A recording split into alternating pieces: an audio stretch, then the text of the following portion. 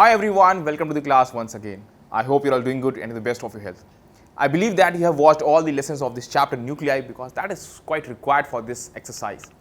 Now after practicing this exercise, you'll find that this chapter is quite easy and you can easily score in this chapter. A few basic concepts that are in this chapter which will be quite helpful for you all to score in your board examination.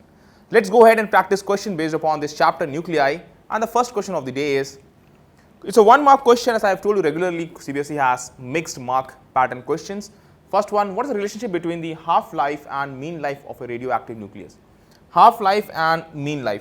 Let me tell you how half-life and mean life is related to the decay constant. Half-life, T half, is equal to ln2 upon lambda, that is what relation we know, and T average is given as 1 by lambda, that is what we know. So it's very easy for us to mark it out that T half is equal to T average multiplied with ln2, or ln2 if we know it's 0.693, so 0.693 into T average, that will be the relation between both kind of time T half and average life, the mean life. That is what we can make out from this. Next thing,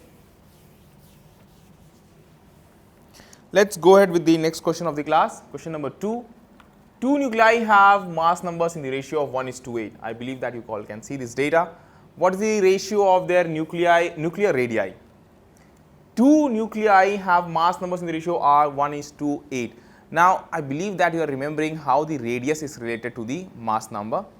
We all know that R equals to R naught a to the power 1 by 3, where A is the mass number and R is the radius that we are talking about, nuclear radii, and A is mass number, that is the total number of nucleons present in the nucleus.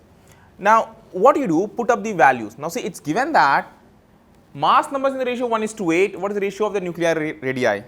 Mass numbers in the ratio 1:8. So, A1 by A2 is given as 1 by 8. So, if I write radius of first to radius of second, R0 will be cancelled out.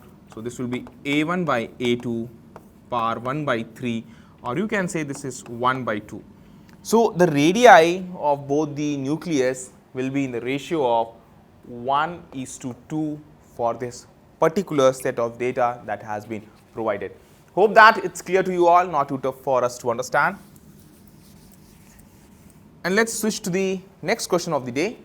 So we have done some basic 1 mark question. This basic formula I have used in such 1 mark question, and that is what CBSE is actually looking for, that you have actually thorough enough your basic concepts in each chapter. 3 to 5 is 2 mark question. Next comes 2 marks question. In both beta minus and beta plus decay process, the mass number of nucleus remains the same, whereas the atomic number Z increases by 1 in beta minus decay and decreases by 1 in beta plus decay. Explain giving reasons.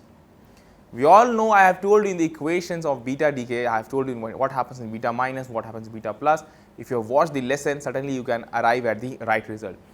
Now, beta minus and beta plus decay, if I take any kind of, let's say I have taken an element given as, let me take the element as X, and A and Z are the mass number and atomic number related to this. Now, if the decay is, let's say, beta minus, in beta minus you see that Z increases by 1. So, in beta minus, let's say I am getting the result as Y, A will remain the same, and here I have beta minus decay. So, beta minus 1 will be here, and the atomic number will increase by 1. This is what we are going to have. So, in beta minus decay, Z increases by 1 in beta minus decay. This is what the reaction is. There is actually a loss in electronic charge. That is what we have, that gain in atomic number we have here. Now, after this, if the kind of decay is beta plus, so we are going to have a decrement in atomic number by factor 1 in case of beta plus decay, because we can say that proton is lost and one positive charge is lost. So, that is why it's a beta plus decay, and in this case there will be an increase in, there will be a decrease in the atomic number. As you can see here, there will be a decrease in atomic number in the case of beta plus decay. Simple logic, as I have told you all in our regular classes.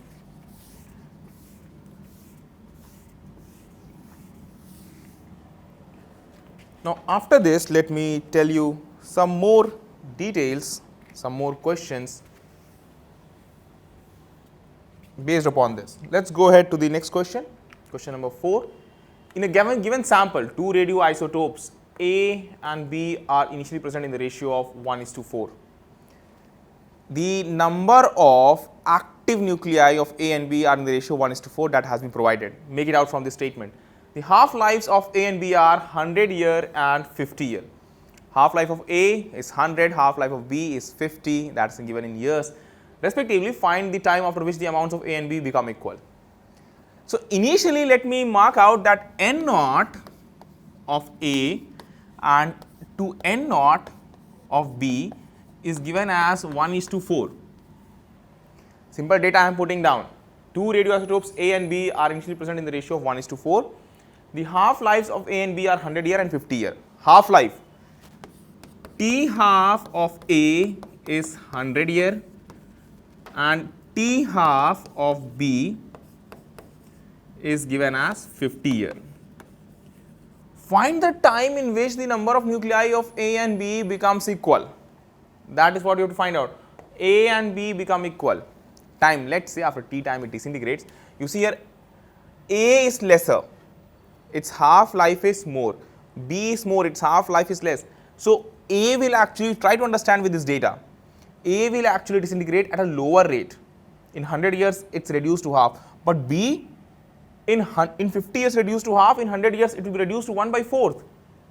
That is what we can make out. So if I use N equals to N naught e to the power minus lambda t in both the cases. So after some time t, let us say, let after time t, the number of nuclei of A and B becomes equal. Let after time t, number of nuclei of A and B becomes equal. So what I can write? I can write that N naught of A, N naught of A into e to the power minus lambda A into time t, that is going to be same. So time t I am using the same, is equal to N naught of B e to the power minus lambda B into time t. That is what I can make out. I have T half comparison, I do not have the comparison of lambda A and lambda B. Now you all know that in such cases when you have T half, you see if I write lambda A, that will be 0.693 by T half, or I can write ln 2 by T half. So I can write this as ln 2 by 100 for lambda A, and for lambda B I can write ln 2 by 50. Whenever I will be using that, I will be using it here. Now you see N naught A by N naught B is 1/4. So if I write this down, N naught A by N naught B, and if I take this term here, I will be having e to the power, this term will become plus lambda A minus lambda B into T. This I have term taken here, so it will become in this way, N naught A by N naught B 1/4, and let me rub down some data so that we may reach on to answers here. So I have used this, so I am rubbing this part and I need this one, so I will be keeping it here. From here I am writing down here, I am writing up here, so I will be having 1/4 is equal to e to the power lambda A minus lambda B. So lambda A you see here, it will become ln 2 by 100. Lambda B, it is quite simple for us to make out, it will be ln 2 by 50. You can easily make out, okay, I will write down here lambda B will become ln 2 by 50. Clear? Now let me put down the data, e to the power lambda A minus lambda B, so ln 2 by 100 minus ln 2 by 50, and here t. That is what we are going to obtain. Now think about this. Think about this term which has been given on the left hand side. All these parts we have used. So I am rubbing this. Let us go ahead and put it down here. This can be written as 2 power 2. So let me put it later on. And here I will be having e to the power 1/100 minus 1/50, and ln 2 will be here. I will be having 1/100 minus 1/50, so that will give me minus or 1/100 minus 2 by 100 into T, that is what we are going to obtain. So, e to the power ln 2, and here I will be having 1 minus 2 minus 1 by 100 into T, and all the data you are having here. If you solve this, now you see here you are having ln 2, ln e basis here. So, if you solve this, you will get the value of T. It's not too tough for us to make it out. Here you see e to the power ln 2. So, what I can do, I can use it and I will be obtaining T will be equal to 200 years. We need to just solve this equation, above equation, to find out that T comes out to be 200 years. That is the required time in which both the element number of active nuclei will be actually same after 200 years. Solve this, you will get the required result for this. Simply put all the data, you will be getting the required result.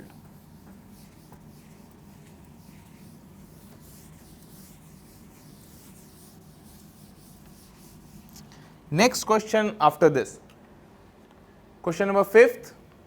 A radioactive nucleus A undergoes a series of decays according to the following scheme. A changes to A1 with alpha decay, changes to A2 with beta decay, then again alpha decay, then gamma, and then A4 is formed. The mass number and atomic number of A4 are 172 and 69. What are these numbers for A? So, you have to find out the mass numbers and atomic number for A. Very simple. I am going to use a very simple logic, or shall I use just beneath here only, so that you may obtain it very easily. I believe that you all can see till here. A, let us say A goes as X and Y I am using. Now, when after alpha decay, what happens? 4He2 actually comes out. So, mass number will be reduced by a factor 4 and this will be reduced by a factor 2. Then you see beta decay. When beta decay is given, it means that we are talking about beta minus. We are talking about beta minus decay. So, A2 is formed.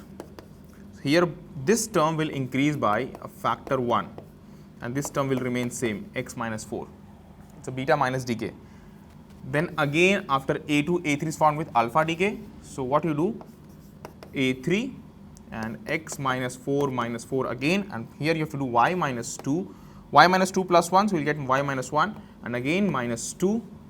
Then again for A4 gamma decay, no change in mass number and atomic number.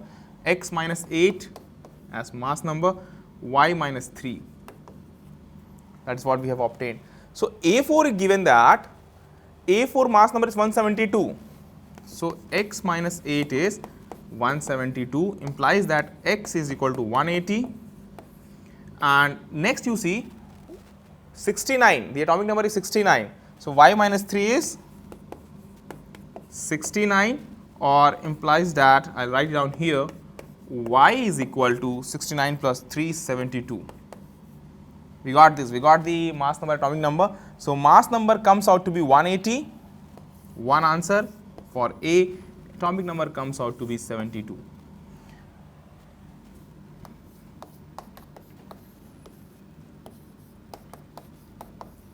Such simple basic questions can also be asked. So, if you are thorough enough, what happens in such decays and what happens to the mass number, atomic number, you can easily reach to the result. That is an easy thing, not too tough for us to make out.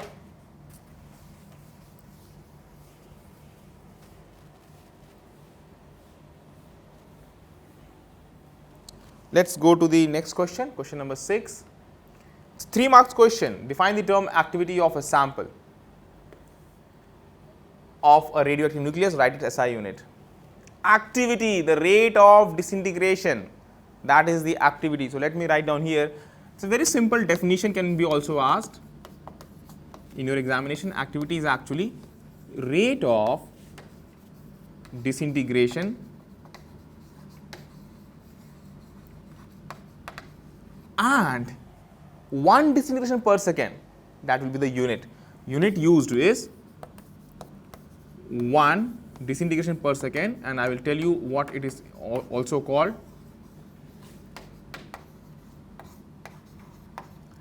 This is 1 becquerel, BQ.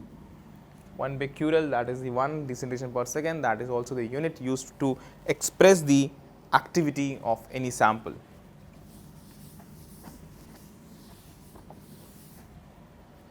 Let us go ahead with the next part. The half life of uranium 23892 undergoing alpha decay is 4.5 into 10 power 9 year. This is what we are going to have. Now, determine the activity of 10 gram sample of 23892, given that 1 gram of 23892 contains 25.3 into 10 power 20 atoms. We have to find out the activity, how much active samples are there. Now, see here, first of all, half life is given as 4.5 into 10 power 9 year. Half life 4.5 into 10 to power 9 year. Such a big half life. You can make out a billion of years, 100 billion years. It's nearly that approximation that you can make out. So quite long. That means uranium, whenever it's present somewhere, it will take billion of years to actually get reduced to its half of its value. That's why uranium is today also it's found in its natural state. Now again, undergoing alpha decay is this much, 4.5 into 10 power 9 year. That is what I have mentioned here. Determine the activity. Activity means sample. How many sample of nuclei are present there? Now from this data, can you make out the lambda value? Lambda is ln2 by t half, and ln2 is 0.693. So I can write down 0.693 upon 4.5 into 10 to power 9 year. I have to find out n equals to n naught e to the power minus lambda t. Given that 1 gram of, now see, determine the activity of 10 gram of sample of uranium 23892, given that 1 gram of this much contains 25.3 into 10 to the power 20 atoms. So for these many atoms, we have to find out the activity. Now you see, we all know that activity, if I term it as dN by dt, and this is proportional to n. So I can write this as equal to dN by dt is equal to lambda into n, or activity can be given as lambda into n. Now lambda you have 0.693 by 4.5 into 10 power 9 year.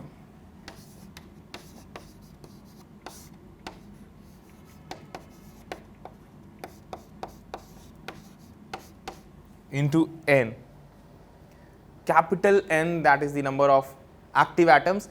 1 gram has this much, so 10 gram will have 10 into this much. So you have to write down 10 into and 25.3 into 10 to the power 20.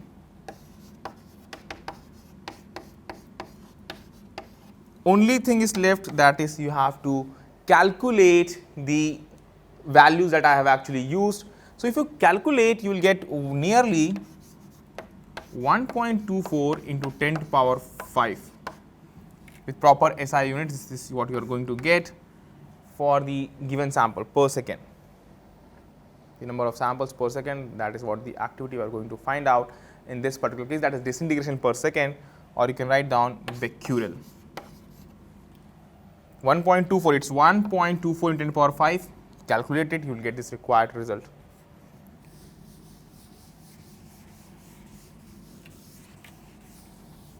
So only I am using basic formulae for each calculation, and I will also request you all to solve it on your own.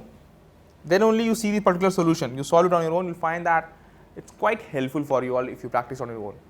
Next question, question number 7. Define the terms half life, average life, and found the relation between the decay constant.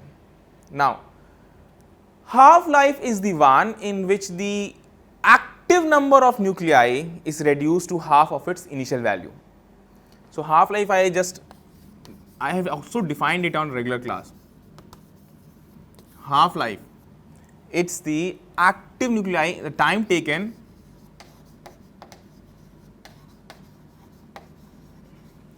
for half of active nuclei to disintegrate, for half of active nuclei to disintegrate.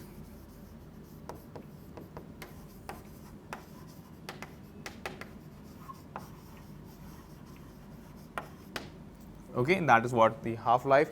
And if I talk about average life, Average life is actually the ratio of the, you think about, I have talked about the average life in our regular classes, and average life, if you remember, it's the ratio of the total time that will taken to disintegrate all the atoms with respect to the number of atoms that we have taken. Average life.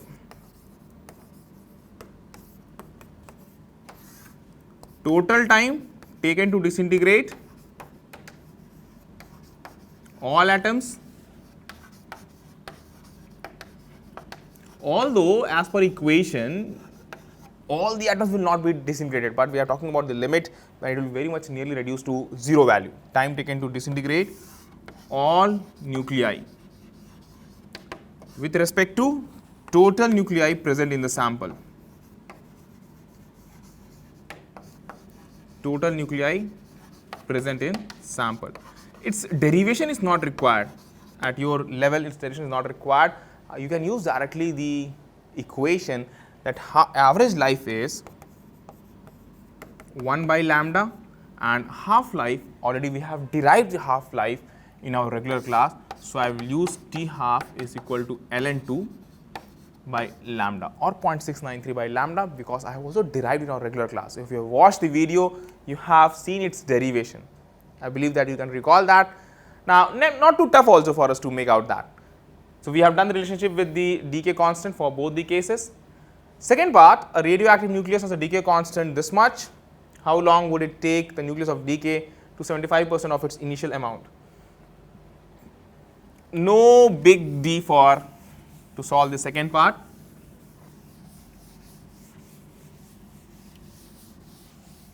Half life is given from that, sorry, lambda is given. So easy for you all to make out. Decay to 75% of its initial amount. 75% has decayed, so the remaining part will be 1 by 4. Or let me just clarify the question statement. It's saying how long would it take, time it is asked, the nucleus to take the nucleus of to decay to 75% of its initial amount. That is, initially if you take N naught and 75% has decayed, so finally the left part will be 1 by 4 of N naught. 75% has decayed, that is what you can actually make out from this. Next thing, lambda is given, you have to find out the time. N equals to N naught e to the power minus lambda t, you can use this term, or you can also use that N equals to N naught 1 by 2 to the power N, or you can also use,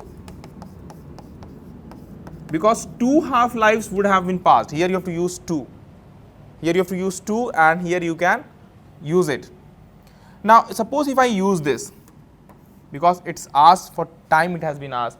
So, first of all what you do, 2 half life would have been passed, you can use directly, I have used, because 75% has disintegrated, that means 2 half life would have passed. So, number of half lives N is equal to 2, that is very easy mathematical thing. So, lambda is given as 0.3465 per day.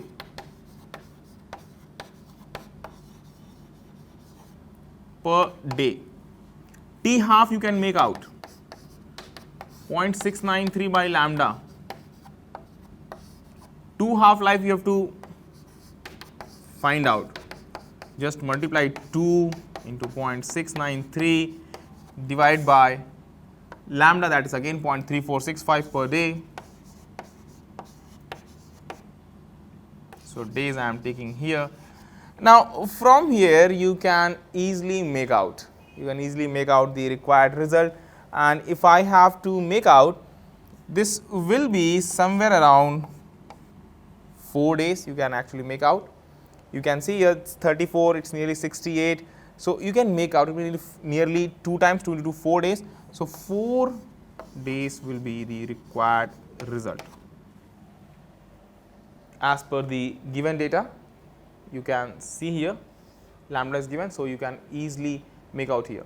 So, what you do, take note till here and I will reach to the next question or the next part, take note till here. Okay, now one more thing in this question, that you may think that how long would it take the nucleus to decay to 75% of its initial value. You should also make out this statement correctly, that it has been mentioned that 75% of the nucleus has decayed. That means 3/4 has decayed and 1/4 part is left. That is what we have done. So, how long would it take the nucleus to decay to 75%? Actually, how long would it take the nucleus so that 75% nucleus, so that 75% of its initial amount has decayed? You may add for clarification this part that is required here. Okay. Now, let us go to the next one. So, I believe that now the statement will be quite understood by you all, and that will make the calculations also easy. If you think that 75% is left, the calculation will be quite tough. Next one, let us go ahead with the next question, question number 8. Write the relation of binding energy in mega electron volt of a nucleus of mass this, atomic number Z and mass number A in terms of the masses of its constituent, namely neutrons and protons. Binding energy for this, again it is not too tough to find out the binding energy. Binding energy I have told you, you see how many neutrons, how many atomic number Z and mass number A. So, total number of nucleons will be A, total number of protons only will be number of Z in terms of masses of its constituent, namely neutron and protons. So, if I talk about mass of neutron, if I take that will be A minus Z into mass of neutrons plus Z into mass of protons minus mass of the nucleus, that is MaZ.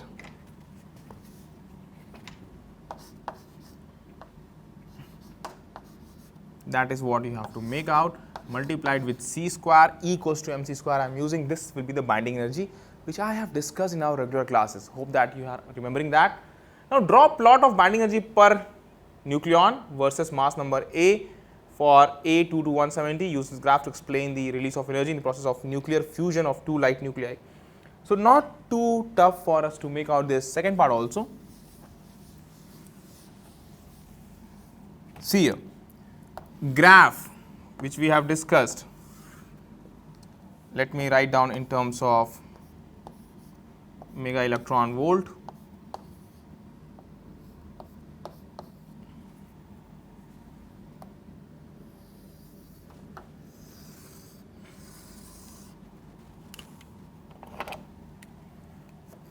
$50, $100, $150, $200.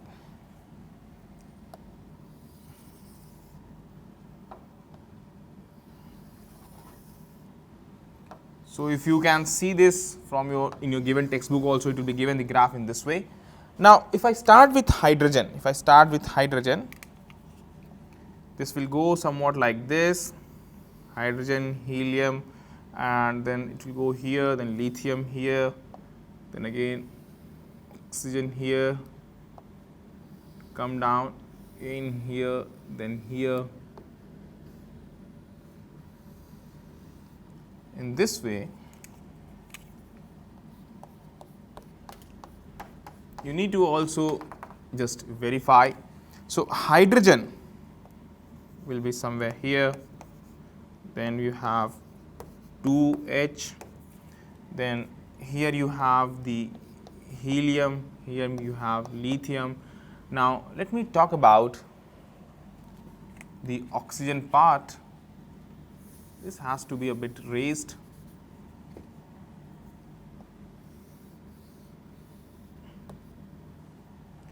And then you have oxygen 16, oxygen 18, and then it goes in this way. For it 150 it touches here.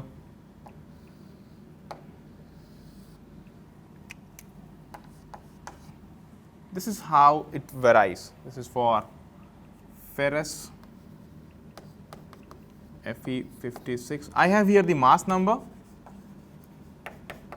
and here I have the binding energy per nucleon given in terms of mega electron volt.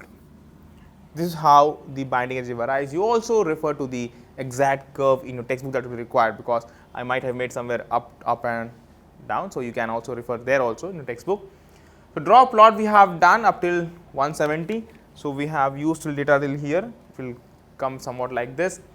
Use this graph to explain the release of energy in the process of nuclear fusion of two light nuclei. Two light nuclei, when they fuse, see what will happen. As they fuse, you have to talk about binding energy is what? The binding energy of the, or you can say mass of product minus mass of reactant into C square, or whatever the binding energy has to be less of the product compared to the binding energy of the reactant. So, more energy will be released. In that case, the the energy is released in the case of fusion. Next thing,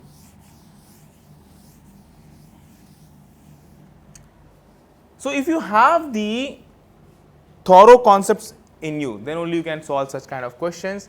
Question number 9, define the Q value of a nuclear process. Q value, the amount of heat energy released. So, I am not going to talk more about on that, and heat energy released whenever the fission takes place or fusion takes place, the energy released, that is the Q value of the process. When can a nuclear process not proceed spontaneously? The nuclear process cannot proceed spontaneously if the product of the mass, the mass of the product is higher compared to the mass of the reactant. Then there will be no mass defect, then there will be no energy release. So, no energy release, so it cannot be spontaneous. If not, the number of protons and the number of neutrons are conserved in a nuclear reaction, in what way is mass converted into energy or vice versa in the nuclear reaction? Now, see, if mass of proton and mass of neutron is not conserved, so if there is a mass defect, that is mass of product is less than mass of reactant, so energy is released. But if mass of product is higher than mass of reactant, in that case energy won't be released. There will be no mass defect. Here there is a mass defect, that's why energy is released. Vice versa, energy is not released, the process is not spontaneous. Hope that you are getting the oral explanation which I am telling you all without writing. I believe that you all can make out from this. 10th one after this. Draw a plot of binding energy per nucleon. Just now we have drawn, so you can refer to that. For a large number of nuclei lying between 2 to 240, I have drawn, you can refer. For the curve that was going after 170, it was going to the bottom part. Now, using this graph, explain clearly how the energy is released in both the process of nuclear fission and fusion. So, again in this question, first of all, you have to see that how energy is released. If the binding energy per nucleon,